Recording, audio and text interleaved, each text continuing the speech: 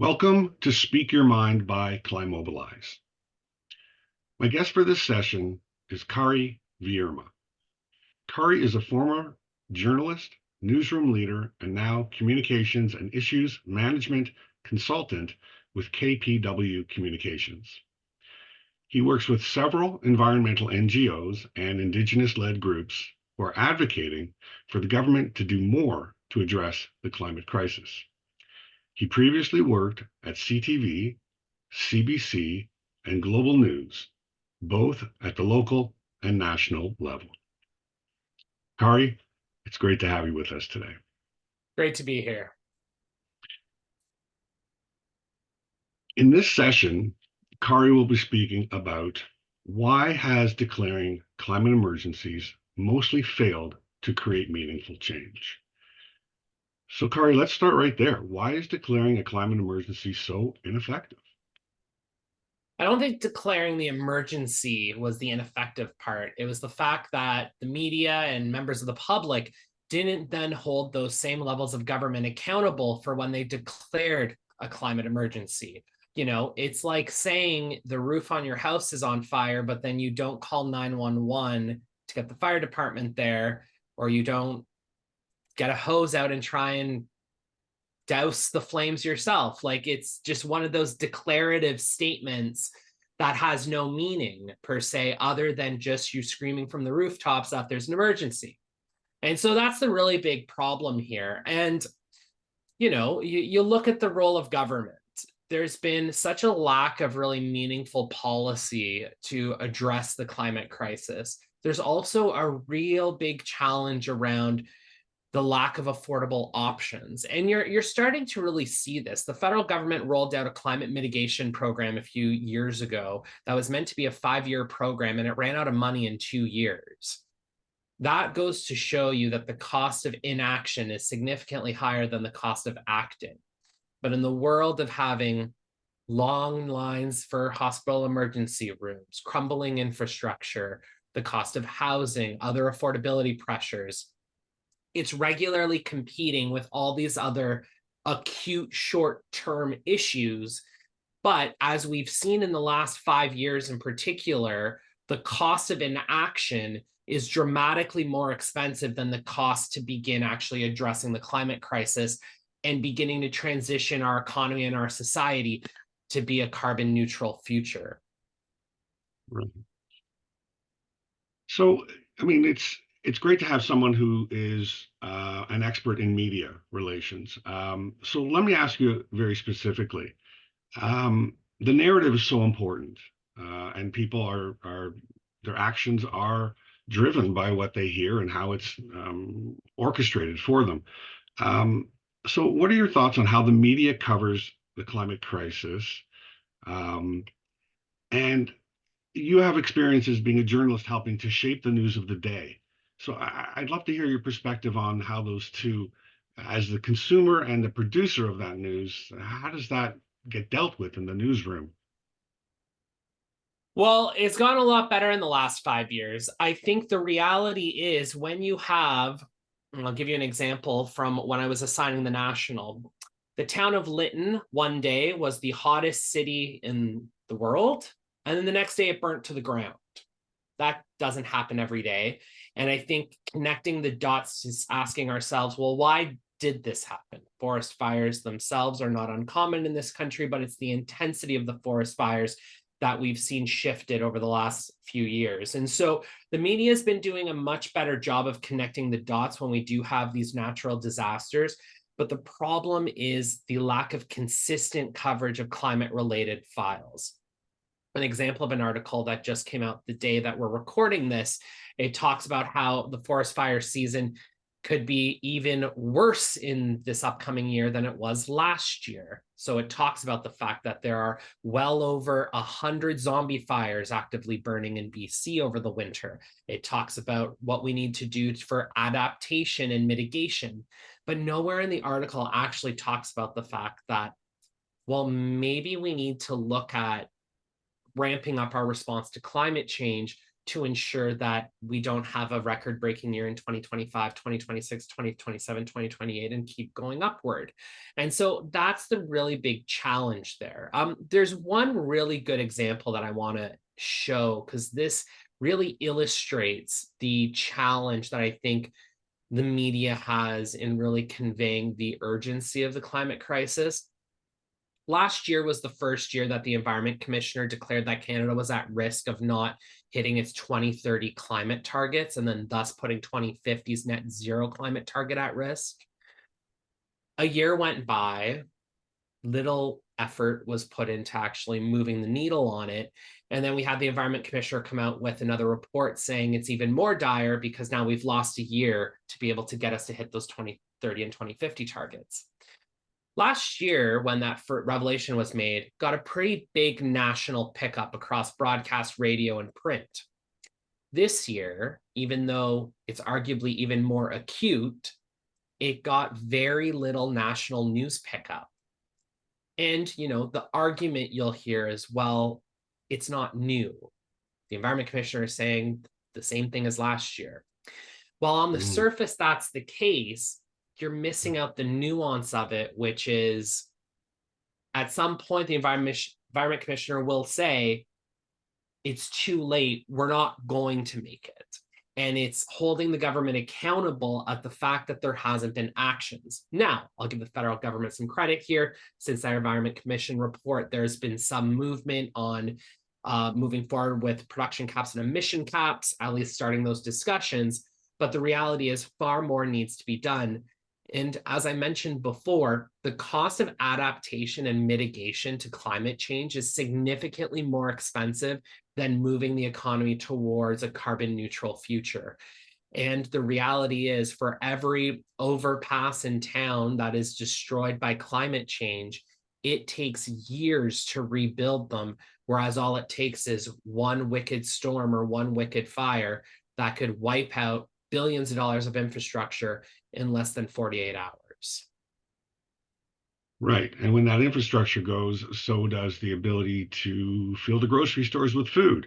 And there's no talk of that plan to ensure that there is going to be food in our stores when those bridges do go out, or when the airport runways melt because it's too hot for the planes to sit on that runway, which has happened in Europe. I think it's happened in the States too. So we were talking earlier that there is a challenge of a system that allows us to abuse ecosystems. And then we have the outcome of ecological damage. And that gives us either, if we're unlucky enough to live in a particular area, a physical pain because of a flood or a drought or forest fire. But then there's also supply chain failures, and then there's an inflation component to it. So how do we get the media to connect the dots from a system that's poorly designed to ecological harm to self-inflicted pain, because we have to go back and enter that system the next day and then every day thereafter?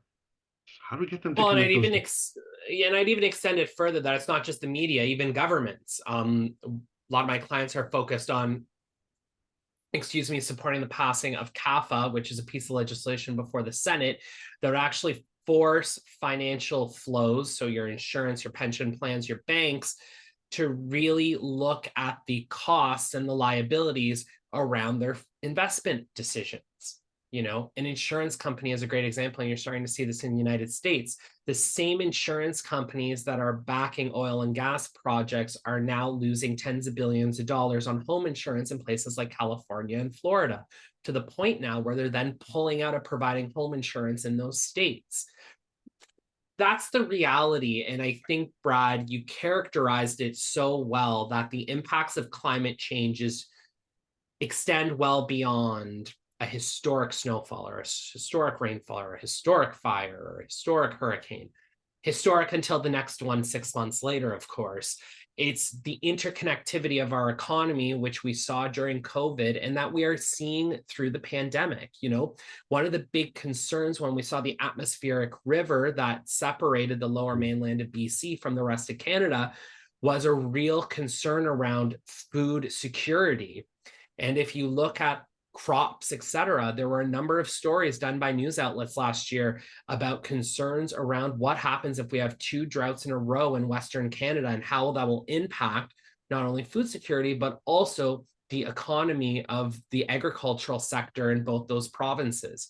And this speaks again to the importance as to why we need to start acting.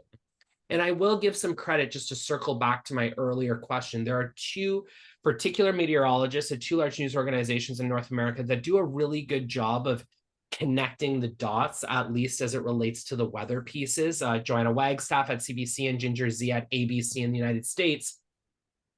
They are very much leaders in helping to shape and better understand the connections between why we're seeing tornado after tornado after tornado, why we're seeing category 4 and category 5 hurricanes over and over again, and connecting it to the bigger picture as to, well, actually, this is why we need to address climate change. And I think on the business side of it, I think this is where business reporters could be doing a much better job of contextualizing it. It's now regularly included in articles about RBC, that RBC is one of the world's largest financier of fossil fuels. That is a step in the right direction. And I think we need to see more of that, that when we're talking about investments into oil and gas, and we're talking about investments into factory farming and mass scale agriculture, we need to talk about the costs that are included in that, because that is the full picture and really where we need to go. And I think if NGOs and other subject matter experts continue to make that argument, that it's not just about the record-breaking fire, it's not just about the record-breaking flood, but it's about the downwind system failures that'll come as a result of it, that's how you start to get better overall knowledge of that and hopefully start getting some meaningful change. So it's a chicken and egg challenge because our politicians aren't known for their great leadership, and corporations are kind of doing well with the status quo, and people are trained to live in this economic system, even though they see the harm that's being caused. So how do we get people to mobilize? I mean, what do we need to the media to tell this story with a narrative that resembles the huge challenge that is coming our way? Because they're not doing it very well, and we are already past the point of a severe problem staring us in the face. I mean, just look at last year's forest fires in Canada. It was outrageous. I was breathing smoke in Toronto, hundreds and hundreds of miles away from the fires. They find their way. It's all connected. Yeah, and I think, look, I will say in the summer where we saw that unprecedented smoke, climate change shot up to being one of the top issues for Canadians. And I will say it still ranks within the top 5. But the challenge is when you have those public opinion polls around areas of importance for Canadians, it kind of depends which day, which pressure point exists. Unfortunately, we live in difficult times where affordability, housing, the cost of food, the crumbling healthcare system, the crumbling infrastructure system, increased rates of crime. These are all kind of competing issues to get front and center. Now, I'll point to something that happened in this country in the summer. And I don't mean to be crass, but unlike the federal Liberals and their self-discovery in August that we're in the midst of a housing crisis, if anybody who's lived in Toronto or Vancouver has known for about 10 years that we're in a housing crisis. It's perhaps more acute now than it was back then, but I remember John Tory warning of this several years ago, that we are reaching the point where the people who help make Toronto function will soon be no longer afford to live in Toronto. And that was several years ago, and it's gotten only worse now. But what changed was something clicked in the minds of Canadians, and that drove up and continues to be driven up to be the single most dominant public opinion issue in this country. Some of it has to do with the opposition seizing that topic. But how does this relate to us getting climate change to the forefront? Well, it starts by having people who are concerned about it to be engaged. It's much more critical for you to pick up the phone and call your MP, to get engaged with an NGO in your community that is fighting for climate change action, for speaking up when you see things in your community that don't align with moving towards a climate greener future. The reality is there are a lot of progressives in this country that are largely disenfranchised. They came out to vote for Justin Trudeau in 2015 and have either sit on the sidelines and not really engaged ever since. If you want to get climate change to be a dominant issue in this country, you need to be engaged. It's not as simple as going on Twitter or your social media platform of choice to complain about the state of the world when you're not prepared to roll up your sleeves and actually engage. We have had record low turnout for the last 3 elections, and that means that a fraction of a fraction of a fraction of this country ends up electing our leaders, which means that the topics that they end up taking seriously is very much dependent on that. So that's kind of the advice to Joe and Jane on Main Street. I think environmental NGOs and other stakeholders really need to start looking at the connecting the dots, making the more macro argument, getting more into the trenches of things like lobbying and advocacy work. And you've seen this shift begin to occur. The big stunts that you see in Europe and the United States with the paint on the artwork kind of events don't really happen in this country anymore. It's much more targeted around bringing the John and Jane on Main Street into that conversation for them to recognize that this is a critical issue. There are a lot of organizations that are sprouting up that are engaging with grandparents and parents who are concerned about the next generation. Because the reality is, if you're of a certain age, the last 5 years is particularly acute for you because you remember a time where it wasn't like this. The forest fire case is a perfect example. I grew up in Northern Ontario. The occasional summer with a hazy couple of days was not necessarily surprising, but I've never had Environment Canada tell me don't go outside because the air is toxic. And I think really hammering those points and seizing those points to say, well, government, yes, we're in the acute crisis of dealing with the forest fire, but what are you doing to make sure that we don't have this again next year? And that's the part that I think is overall missing, is that persistent pressure on governments to hold them accountable. Well, unfortunately, as things get worse, people will take notice more often, and as it gets worse, it's harder and harder to address. Um, but people are people. um, I spoke with a gentleman who had some really interesting ideas, and we were talking about who is able to question government the easiest, and it's certainly not people who are living near the bottom of the economic ladder.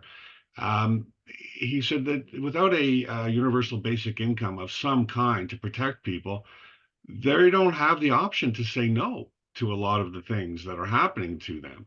Um, and that was something that we were talking about earlier. A lot of the people in Western Canada are employed by the fossil fuel industry. And if you want to tell them, well, we're going to wind down that industry, they start to get nervous about their mortgages and their kids and their family and their home. So what can a government do to ensure those folks who are a big voting bloc that their lives will not be turned upside down, that there is a plan to help them as we do what needs to be done to protect our environment? Well, and you hit the nail on the head there.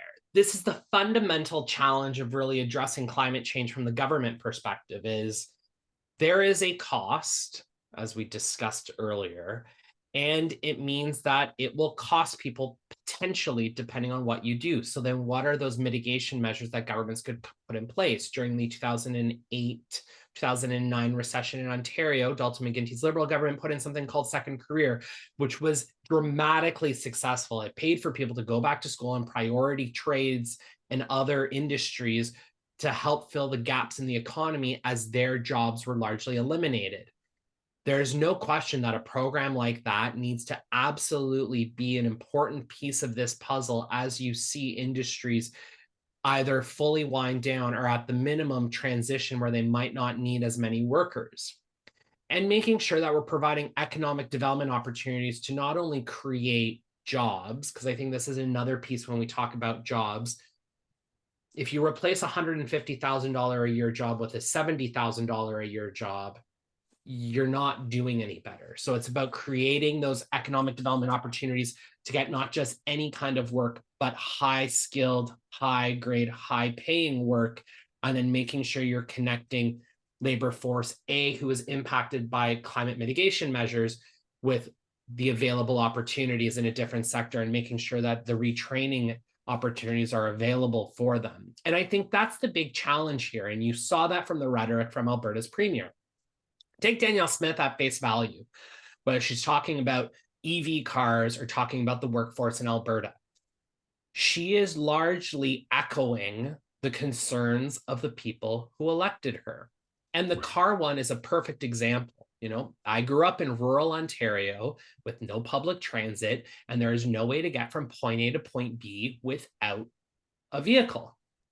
So why is it that it is still more expensive to buy an electric or a plug-in hybrid vehicle than it is to buy a gas combustion vehicle? That is a failure of public policy. What you should be doing is increasing the cost of the things that you don't want people to buy, and then at the same time, reducing the cost of the things you want people to buy to be either the same price as the previous bad thing or even lower. That is how you get people to transition. And that's what's not happening in this country. That's why, with the exception of BC and Quebec, EV sales aren't as high as they should be. And it's because provinces have not stepped up to provide incentives to get people to transition over. And that's, I use the EV example because it's the most obvious, in your face, this is what I can do to help address climate change. But then when you go to this more macro transition of the economy, it is going to mean that we need different kinds of workers. Are we training them? How do we get there? And making sure that you can confidently say as a government, this is our plan to address climate change. This is how we're going to ensure that no Canadian is left behind in this transition. The Deputy Prime Minister is right that transitioning to a carbon neutral economy will be the single largest transformation of the Canadian economy since the Industrial Revolution. With that, we have a moral obligation to ensure that people aren't left behind, but that regions that have frankly paid the bills of the rest of Canada for decades are certainly not being negatively impacted in the way that those people fear that they will be. And that means that we need government to have the political will to have these honest conversations and to have the grand vision. If I was the federal government and I handed basically a blank check to the government of Alberta saying that at the end of this 30-year project, no Alberta worker will be making a statistically significantly difference that is lower than what they currently make, it makes it a lot more politically palpable for the Danielle Smiths of the world to actually get on board with a realistic climate plan. Because at the end of the day, people care about themselves and their lives. And yeah, people's opinions will shift quickly if their communities are impacted by natural disasters. But the competing interest is, well, if I can't afford my home or I can't afford to put food on the table, that is the real life competing value that is prevented more significant action when it's come to climate change. You know, the one other thing that I'll flag, and Stephen Guilbeault alluded to this in a year-end interview, we live in a country where the environment is a mixed jurisdiction constitutionally, which also leads to problems of implementation. But again, that's where we need the federal government to rise up, open up the pocketbook, and say, this is a national priority. We will make sure that no province is left behind. And going back to the climate emergency question at the very beginning of our discussion, it cannot simply be empty words and continued gaslighting. It needs to be strong words followed by strong action and big public policy pieces. We created an equivalent of a UBI on the back of a paper napkin during COVID. There's no reason why we can't develop programs to ensure that Canadians aren't left behind as we accelerate the transition to a greener economy. And they're going to get votes if you tell people we're going to guarantee your salary for the next 3 years, and then we can't guarantee it forever, but we will have a sliding scale, and you're 4 and you're 5, and then you're on your own. And I think people will say that's reasonable. And Brad, like I'd say there, it's not even just about saying you have 3 years and then you're on your own. One of the successes of Employment Ontario and the Second Career Program was that you were connected with wraparound services. So it's not just, Brad, okay, you're going to go to school to do this, and then good luck finding a job. At the end of that program, we're going to make sure that you do have a job. That's the key of it. And I point to that example because it was a very big public policy success. It did cost a lot of money, but that really helped keep the Ontario economy going, and also made sure that for hundreds of thousands of people that they saw a light at the end of what was, up until COVID, the single largest economic downturn that we've seen since the Great Depression. And so there are public policy examples within this country that can be adapted for the climate transition. Again, it's just a matter of political will and people saying, yeah, you know what, we need to do this, and here's how we're going to do it. Couldn't agree more. We're way over, so I just wanted to say, if you have a final thought for our listeners, a closing message, what might that be? Get engaged. There are amazing organizations in this country that are doing important work. If you see journalists in your community at the coffee shop or at the soccer field, be sure to hit them up and let them know that climate change is an important subject and it should be reflected in the work that they do. And call your MPs. When you see something going awry, they are your elected representatives, or your MPPs or MLAs or MNAs, depending on what province you live in. Those are the people who are your voices at the provincial and federal legislatures. They need to know that climate change is a very significant issue for them, for their constituents, and then that will in turn lead to more policy decisions to help actually get us to those key targets. And that's a good message to end with. I want to thank you so much for taking the time to be with us today. Big challenges ahead, and I just want to wish you good luck and good health as we embark on a new year, and as we look for ways to solve these challenges together. Thanks very much for coming out. Thanks, Brad.